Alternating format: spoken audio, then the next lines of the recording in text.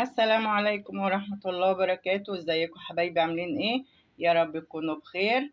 معاكم سهير المودي، والنهاردة عملنا تشكيلة حلوة من البسكوت. اتمنى انها تعجبكم. شايفين؟ تحفة اهو. ده مقدار واحد. شوفي طالع كمية قد ايه. اتمنى انها تعجبكم، وما تنسناش في اللايك والشير. وتعالوا نشوف بقى المقادير مع بعض. السلام عليكم ورحمة الله وبركاته. ازيكم حبايبي، عاملين ايه؟ يا رب تكونوا بخير. معاكم سهير ومودي، والنهاردة هنعمل فيديو حلو كده يا رب يعجبكم. هنعمل نوع من البسكوتات تتشرف بيها حبايبك كده. هتلاقيها جميلة وحلوة، ومقاديرها بسيطة جدا جدا. ان شاء الله يعجبك نوع البسكوت. نقول دعاء كده: يا رب يشفي كل مريض، يا رب يرحم أمواتنا جميعا يا رب العالمين. تعالوا نشوف المقادير ايه. مقادير بسيطة وسهلة، عايزة تضعفيها ضعفيها. عندنا هنا كوباية نشا، وهنا كوباية دقيق، كوباية سكر، عندنا ايه كوباية سمنة، عندنا بيضتين فانيليا، ورشة بيكنج باودر. ادي كل المكونات، ما فيهاش اي حاجة، وان شاء الله هتعمليها تبقى ناجحة معاكي. نسمي الله، بسم الله الرحمن الرحيم، ونصلي على الرسول عليه الصلاة والسلام. اول حاجة هنعمل ايه؟ هنحط هنا السمنة. بسم الله الرحمن الرحيم. بس هذه أصلا تحط أي حاجة بدل السمنة. المفروض مش أول حاجة السمنة عادي، المفروض تحط أي حاجة. لا، السمنة يا مريم، وبعدين نحط عليها السكر عشان نضربهم بالايه، بالمضرب. هنا برضو كوباية سكر.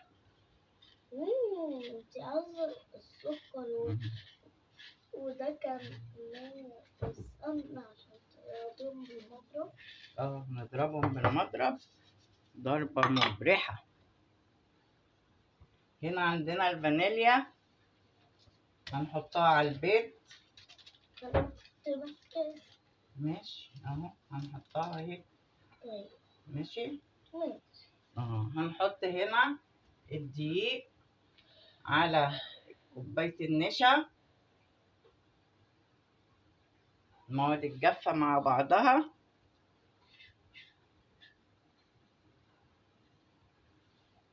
كمية صغيرة، عايزة انت تضعفيها ضعفيها براحتك. هناخد هنا رشة بيكنج باودر اهي، رشة صغيرة جدا. هنجيب رشة ملح.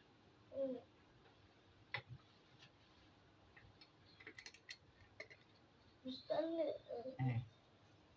قلت أجهز كل حاجة. هنجيب المضرب ونضربها. هنا هنضربها بقى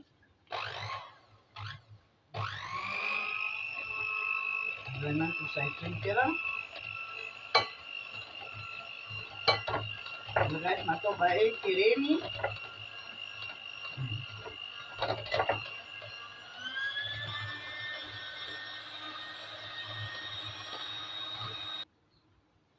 هنا بعد ما ضربناها، شايفين عاملة ازاي كريمي خالص. هنحط ايه، بيضة بيضة.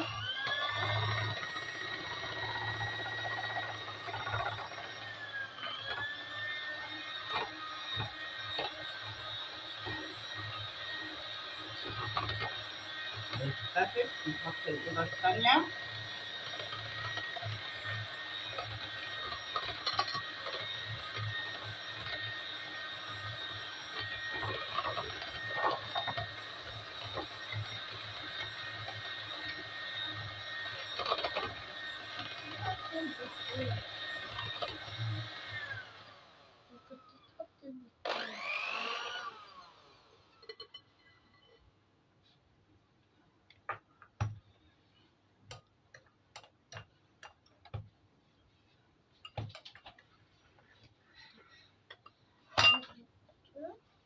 هنحط هنا الدقيق اللي هو النشا مع الدقيق مع رشة ايه بيكنج باودر اهي.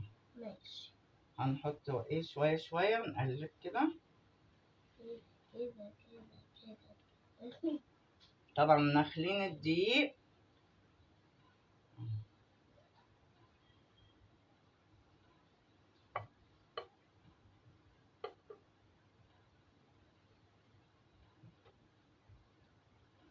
البسكوتات ما بتتعجنش يا جماعة، يا دوبك نعملها كده يا حبايبي، الدقيق يختفي وخلاص على كده. ماشي. ماشي يا مريم، حبيبتي مريم دي حبيبتي.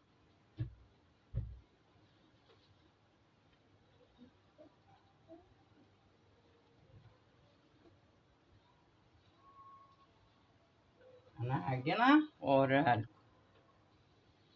ودلوقتي بعد ما احنا خلصناها، هي احتاجت بس ايه ربع كوباية دقيق، فاحنا عملناها اهي واتظبطت اهي.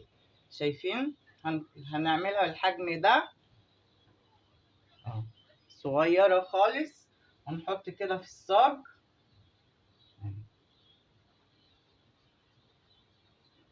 حاولي تصغريها ما تبقاش كبيرة.